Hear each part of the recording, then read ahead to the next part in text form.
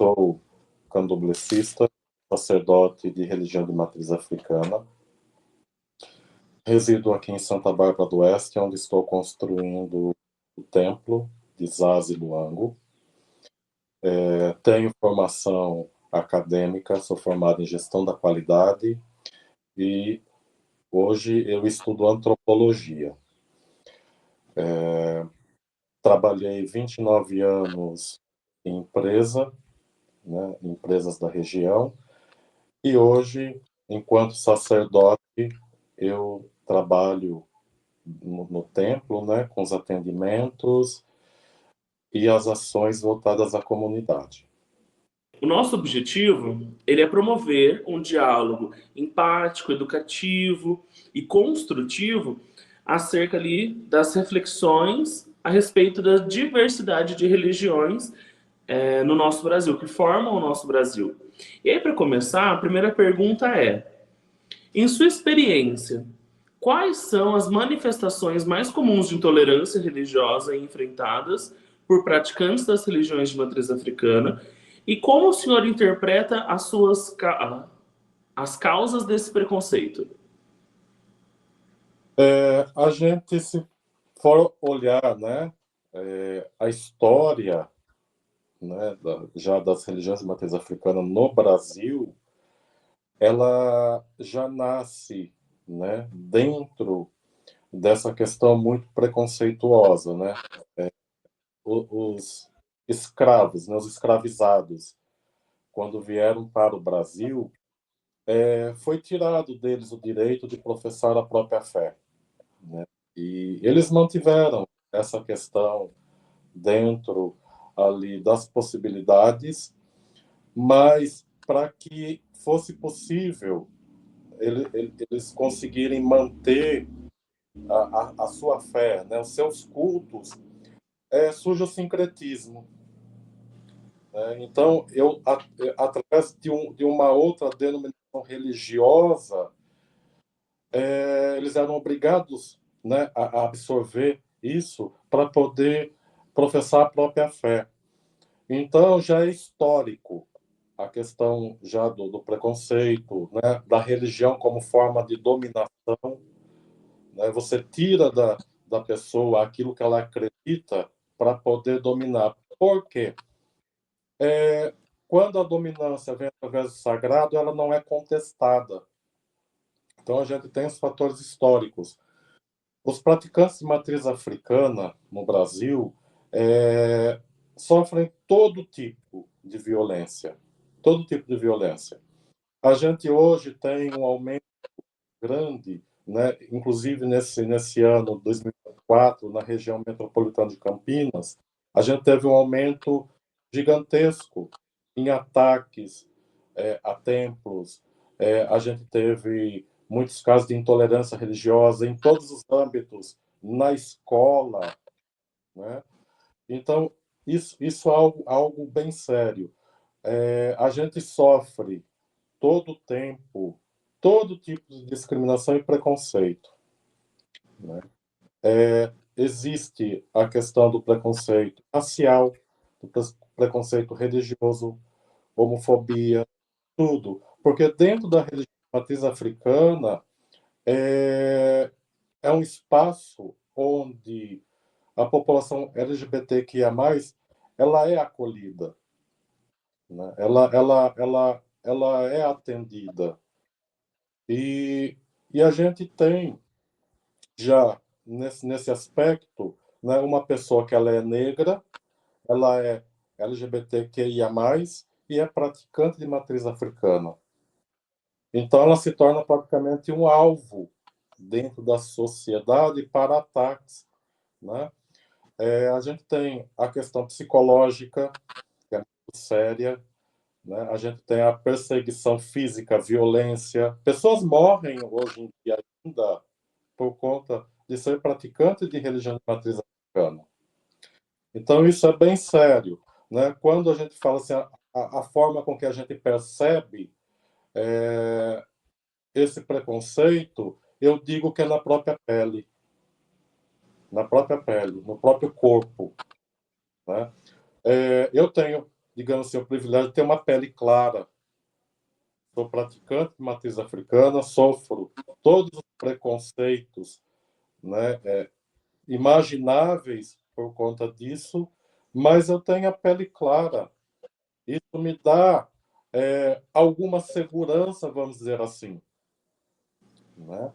Agora, isso não impede que eu não sofra preconceito, né? Eu sempre costumo dizer, uma experiência minha, né, de quando iniciado, que eu estava em Americana, né, no período de preceito da minha iniciação, e eu fui cuspido na cara, né? Uma pessoa veio ali, falou milhões de barbaridades, me cuspiu na cara, sabe?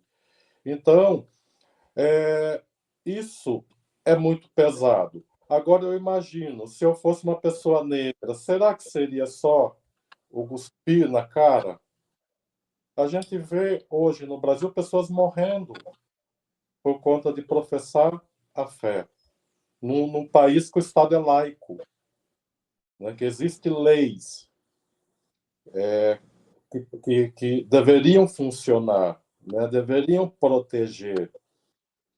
Então a gente vê esse aumento crescente da intolerância. E o caminho, de fato, é a gente não se calar. Toda vez que a gente se cala, alguém morre. Então isso é bem sério, é bem preocupante, né? A gente vê essa ideologia eurocêntrica, porque já surge desde, né, digamos assim, descobrimento do Brasil, né? Essa ideologia eurocêntrica, que tudo aquilo que é diferente daquilo que eu acredito, tudo que é diferente daquilo que eu faço, é inferior. Então, a gente tem essa questão ainda muito enraizada, né, num país tão grande quanto o Brasil, né, um país tão plural, né, tem tantas outras culturas, ela absorve tantas outras culturas, e a cultura africana, que ela é base da construção do país, ela é massacrada. Então, isso é algo bastante sério, né? Quando se pergunta as formas, percebe essa questão de tolerância religiosa, eu digo que é no próprio corpo. Ótimo. E assim, embora você já tenha mencionado um pouco sobre isso, mas na sua visão, o que impede de fato que essas religiões de matriz africana elas sejam tratadas com respeito e legitimidade, assim como as outras religiões do Brasil, como por exemplo o cristianismo? E o senhor acredita que o diálogo interreligioso é uma estratégia viável para combater essa intolerância? Assim, como eu havia dito, a gente já tem, desde o início, né, essa ideologia eurocêntrica, né, de tudo que sai fora da questão do cristianismo é algo inferior ou condenável, né? A gente já tem isso muito forte desde do período colonial, e a manutenção desse idealismo até hoje. A gente tem, eu costumo dizer, é quase que um comércio em torno disso, né? É como se a pessoa comprasse um título ali, né? Tipo assim, eu sou de determinada religião, eu sou superior, né? É aquela questão eurocêntrica do olhador e do observado. Sempre aquele que observa se coloca num papel de superioridade em relação ao observado, né? Então, essa manutenção dessa questão de sentir-se superior a esse ou aquele, se transforma praticamente em um comércio no Brasil, né? Usando o nome da religião, eu posso fazer aquilo que eu quero, né? E quem pensa diferente de mim simplesmente é inferior. A gente tem isso muito forte no Brasil ainda, é crescente, a gente vê isso, né, num certo período era de uma forma velada, a gente tem isso também infiltrado dentro das instituições, né, a gente tem isso infiltrado dentro da política, a gente tem isso infiltrado em todas as esferas, né? Hoje o candomblé ele tem ganhado um espaço, né, pela luta, pela militância de tantas pessoas, inclusive de muitos que já pagaram com o próprio sangue, a gente tem uma visibilidade um pouco maior, né? Isso faz com que a gente se sinta um pouco mais amparado. Existem leis, né? Mas a gente não vê essas leis de fato serem cumpridas, né? A gente ainda tem esse aspecto de dominância de algumas denominações religiosas no Brasil, e no mundo, na verdade, mas no Brasil a gente tem essa questão, num país que é laico, de uma forma velada, de uma forma com que as pessoas pensem que isso é normal. Não é normal. Não pode ser normal. Porque vai além do subjugar o outro, né? Quando a gente vê isso se transformar em violência, quando a gente vê isso se transformar nessas violações, isso é crime. É crime hoje em dia previsto em lei. Então, a gente precisa trabalhar nas bases, porque existem duas questões. As pessoas que elas não têm uma informação, né, que elas não tiveram uma oportunidade de participar, de ouvir, né, uma palestra, um projeto como este, né, que todas as religiões elas têm um espaço para falar sobre, né, não é só a religião de matriz africana que ela sofre esse preconceito, outras denominações também consideradas minoritárias também sofrem da mesma forma, né? As regiões de matriz africana é um alvo, sempre foi, né? Espero que não seja para sempre, mas é como que eu disse, existe um comércio por trás disso, né? Como se as pessoas elas tivessem um sabe, como se as pessoas elas tivessem seu direito de subjugar o outro através da religião. Então, quando a gente fala sobre isso, eu acredito num trabalho de base, né? As pessoas que elas estão dispostas a ouvir e a entender, né? Essas rodas de conversa, esses projetos que propiciam uma vivência, um entendimento, elas surtem um resultado fantástico. Agora, já existem outras pessoas que de fato não querem. Então, para essas pessoas que não querem, a gente precisa agir através da lei, né? E eu acredito num trabalho de base nas escolas, por exemplo, porque a criança ela não nasce preconceituosa, ela aprende a ser, né? Ela aprende com o tempo, com a vivência, né? Uma palavra racista ou preconceituosa e ela é o tempo todo proferida, né? Ali perante uma criança, ela começa a tomar aquilo como uma anormalidade, passa a ser natural para ela. Então, a partir do momento que tem um entendimento, né, dos direitos, dos deveres, né, do respeito, isso é um trabalho de base, né, um trabalho que deveria estar acontecendo nas escolas. Você tem um adulto equilibrado, você tem um adulto que sabe respeitar o espaço do outro.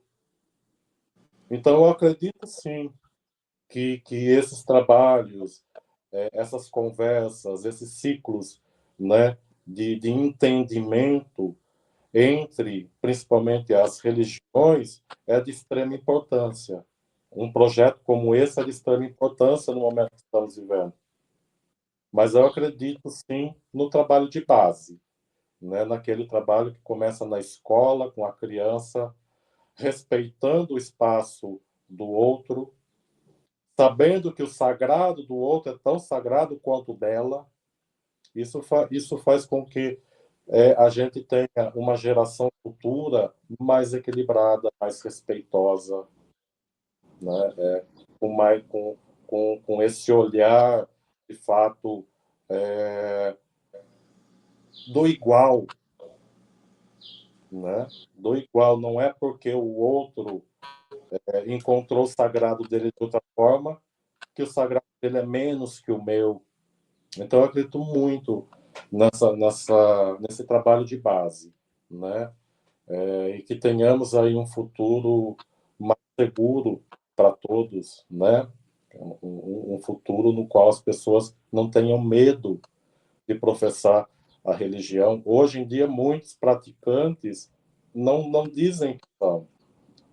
Muitas crianças vão à escola e, quando são perguntadas, não dizem que são praticantes de religião de matriz africana, já por conta do medo, do preconceito. Elas são orientadas a não dizer que são de matriz africana, por conta mesmo dos riscos, né, de bullying, de violência. Então, eu acredito muito no trabalho de base, né, para aqueles, né, que não aceitam de fato, que não dá uma abertura para o entendimento, para uma conversa, aí sim eu acredito que tem que funcionar a lei. Ótimo. E assim, além dessas ações que o Pai Lubango acabou de nos mencionar, que outras ações você acredita que podem ser tomadas pela sociedade, pelas instituições e governos, para promover esse respeito e a valorização das religiões de matriz africana, principalmente, que são as que mais sofrem, mas também para minimizar a intolerância religiosa, como o senhor disse, com quaisquer religião que seja? Sim, é aquilo que eu falei, eu acredito muito nesse trabalho de base, né? Eu acredito muito no efeito, né, que isso produz no futuro, da criança entender o espaço do outro, da criança aceitar o diferente, né, e que ela entender que não é porque é diferente é menos do que o dela. Então, isso é um trabalho importante. Isso já é lei, inclusive, mas a gente não vê uma aplicação. Então, a gente precisa, de fato, ali, a aplicabilidade das leis que já existem. Não precisa criar novas leis. A gente já tem leis aí que deveriam estar sendo cumpridas, né? Então, é a primeira questão, né? Esse trabalho de base, as conversas, né? Das pessoas entenderem a religião do outro. Né? Eu não preciso praticar, mas eu preciso entender, eu preciso olhar de uma outra forma. Né? Foi algo bastante interessante a criação do fórum aqui na cidade, no qual a gente tem a presença de várias denominações religiosas. E quando a gente analisa, né, no todo, sem esse olhar do preconceito, a gente vai ver que temos mais pontos em comum do que diferenças. Então, é uma questão mesmo da gente se permitir, né? Da gente se permitir, da gente buscar um entendimento, da gente ir pelo caminho do respeito. Se eu não consigo aceitar, se aquilo é algo que, para mim, eu não consigo admitir, eu tenho que, no mínimo, respeitar. Né? Eu tenho que, no mínimo, ali, não atacar, não tentar denegrir para que eu me sinta melhor ou superior. Então, esse trabalho nas escolas, né, na educação ali de base da criança, né, nesse momento da informação, né, é de extrema importância, né? Você formar adultos equilibrados, adultos conscientes, né, do papel social que ele tem. Então, isso, para mim, é o que deveria estar acontecendo no Brasil. É uma caminhada longa. A gente participa aí de algumas ações, vou em algumas escolas, e a gente ainda vê que é um trabalho de formiguinha. Era para estar um pouco mais adiantado, mas a gente tem a resistência do próprio sistema, né? A gente tem um Estado laico, mas esse Estado laico não protege contra essa violência de gênero, não protege contra a violência da intolerância. Então, precisa de um entendimento, né, do meu espaço, do meu papel social, né, do meu papel enquanto ser humano, do meu papel enquanto ser divino. Cada pessoa é uma centelha divina e ela tem que ser respeitada dessa forma, né? Então, e também na manutenção dessas leis que já existem, a aplicabilidade dessas leis, né? Eu acredito que não tem uma outra forma para o momento da gente ter um outro caminho. As conversas, elas são importantes, mas elas funcionam para quem tem uma predisposição, uma cabeça aberta ao diálogo.